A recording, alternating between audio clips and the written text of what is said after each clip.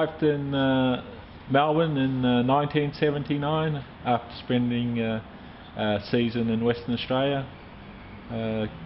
Went to a sports expo that was held in the city. Saw a rugby tent exhibition there, and went and asked the guy what were the clubs involved in Melbourne. I was living in Seaford near Frankston at the time, and he suggested go to Frankston, and I thought, yep, okay. As I started to walk away, he said, hang on, you look like you're a Kiwi boy. And I said, yes, you might be handy in the game. I said, well, I play well. And so he suggested, well, if you want to play for the state, you need to play for a First Division club, and Moorabbin's your closest club. So I went to check out Moorabbin, drove up there. The boys were training. They just won a premiership the year before in '78. They had lots of numbers. And as I was sitting in the car, one of the boys came up to me and said to me, what are you doing? I said, well, I just came for a look. He said, have you got your boots? I said, yeah, I've got my boots. He says, well, come out and have a run. So that's where it all started.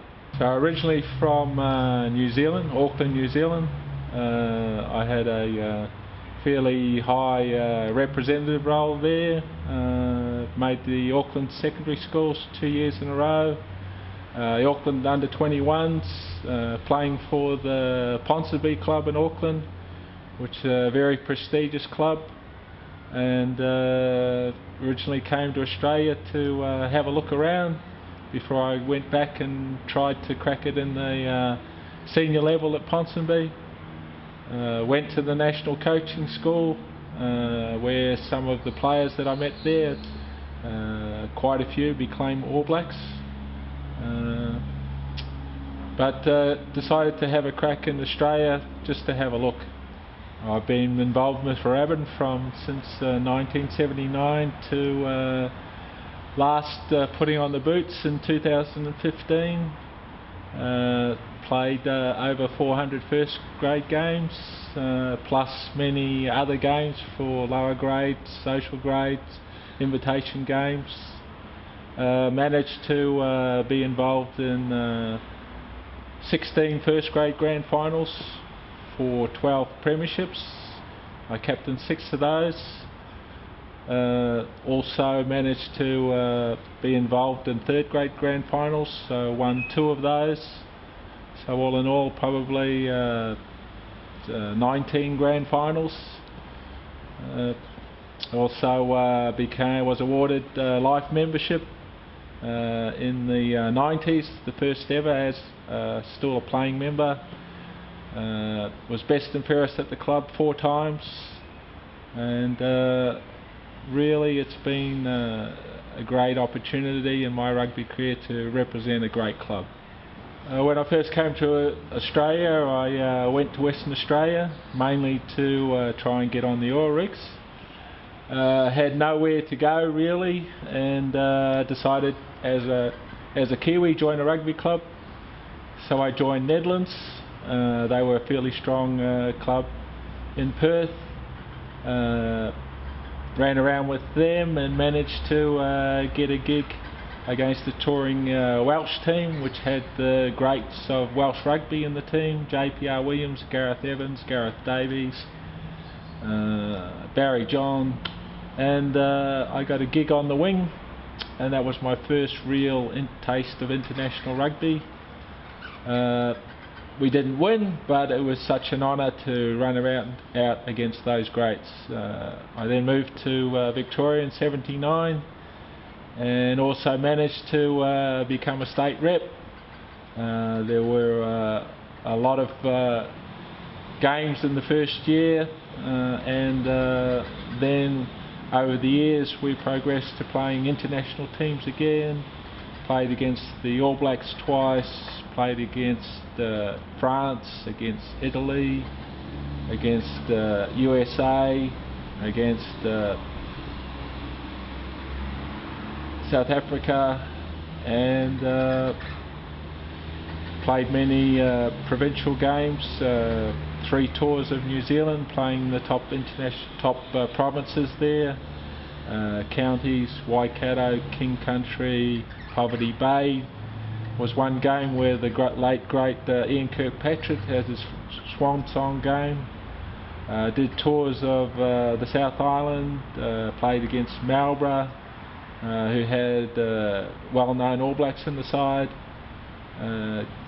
and played many Southern State carnivals involving Tasmania, South Australia, Western Australia. Then that progressed to Australian Rugby Championships, where other teams were brought in, New South Wales Country, Queensland Country, Combined Services, Northern Territory. All in all, possibly over 70 games for the state. Many interstate clashes. In the early days, New South Wales had no state team, so it was more or less Sydney Metro, and more or less those had all Wallabies in them. We played Queensland in the early days of the 80s, and they also were full of Wallabies. All in all, it was just a great privilege to represent Victoria, and so many players that I've played with have gone on to full international honours. It's been a pleasure, a privilege to play with all those players, and really have become great mates off the field whenever we can catch up. For state, I was awarded in 1994 Player of the Year. I was runner-up on 7 other occasions, and the prized award that I received from the Queen and the Governor of Australia was the 2000 Sports Medal. In 2004 I was notified by the Victorian Rugby Union that I'd been awarded the honour of having a medal named in my honour for the best player in the grand final. I was actually on the Gold Coast at the time, caring for my parents who were quite sick, and so the first presentation of the medal I missed out, but that was awarded to one of the Harlequins boys when they won the grand final in 2004. It's been a great honour to be present at grand finals to present my medal, and the award recipient this year was Mick Staden for the winning Melbourne club. It's very humbling to be given the privilege, and it will be from here to eternal. It's an honour. So rugby as a sport to me has been a passion all my life. When I finished playing, I got involved in administration of the rugby club, but being a New Zealander, as soon as you can start walking, normally you're playing with a rugby ball, throwing it around, mixing with the kids at the park, and away you go, and you want to enjoy the game, so you play it to the best of your ability, to have fun with your mates. As a youngster, I was playing rugby, and then was involved in a car accident when I was about 12 years old. Wasn't allowed to play rugby, so I turned to soccer.